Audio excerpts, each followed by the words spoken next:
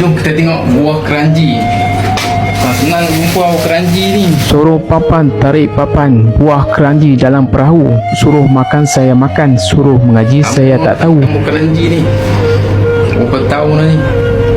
Rasa buah keranji ni rasa macam mana? Nama sertifikatnya Dayalian Indian. Tu isi dah. Macam ni keranji.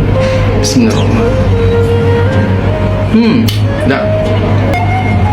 Ni Buah keranji dikatakan berkhasiat boleh menurunkan kolesterol dalam darah inilah buah keranji. dan gusi berdarah. Di Indonesia, buah ini dijadikan sebagai rempah untuk sesuatu hidangan. Tak faham ni jumpa buah keranji dekat Bentong. Lama dah tak makan ni, terus beli ya. Buah ini banyak dijual di pasar-pasar tertentu sekitar negeri Kelantan dan Terengganu. Uniknya, ia biasa boleh didapati selepas tamatnya musim buah-buahan. Dapat sesuatu sahabat, semoga bermanfaat.